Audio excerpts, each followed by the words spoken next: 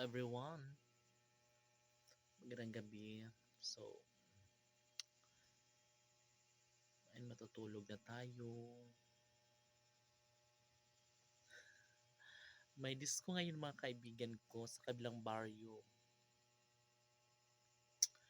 Pero dahil tinamad ako, so next time na lang. Matulog na lang tayo.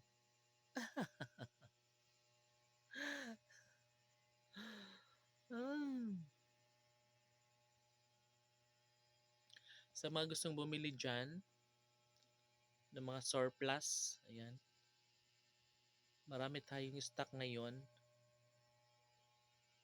Yan, lahat po ng kailangan nyo ay nandito na sa likuran ko. Di ba?